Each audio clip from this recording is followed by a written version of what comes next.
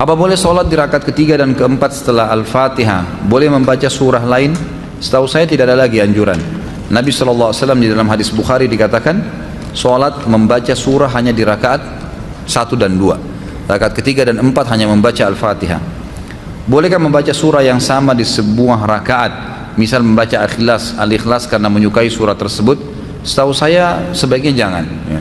Dianjurkan untuk memvariasikan, karena contoh dari Nabi SAW divariasikan. Tapi bolehkah di setiap rakaat kedua saya membaca Al-Ikhlas? Boleh kalau itu.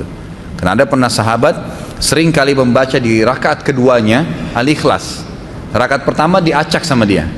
Lalu dilaporkanlah oleh makmum-makmumnya, ya Rasulullah, orang ini kalau sholat selalu di rakaat kedua Al-Ikhlas.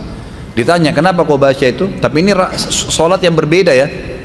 Jadi sholat subuh misalnya di rakaat kedua Al-Ikhlas, nanti sholat maghrib juga yang suara Al-Ikhlas, rakaat kedua Isya Al-Ikhlas, tapi rakaat pertama diacak sama dia. Maka kata Nabi SAW, kenapa kau baca begitu? Kata sahabat tadi, karena saya mencintai surah itu ya Rasulullah. Kata Nabi SAW, tidak ada masalah, gitu kan? Jadi tidak ada masalah, karena dia suka membaca surah itu. Tapi nggak boleh dalam satu sholat semuanya sama, rakaat pertama Al-Ikhlas, rakaat kedua Al-Ikhlas. Ini masih banyak surah lain, kenapa malas baca? Gitu kan? Bolehkah membaca 2 kali atau 3 kali dalam setiap rakaat? Misal setelah Al-Fatihah membaca Al-Ikhlas dan Al-Falaq. Boleh. Membaca dalam satu rakaat beberapa surah boleh. Nabi SAW contohkan itu.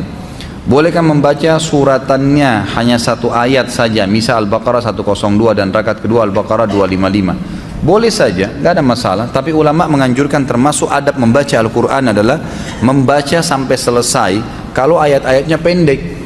Ada orang Masya Allah, Allah Akbar, waladhdallin amin, kul Allahu ahad, Allahu Akbar, ruku.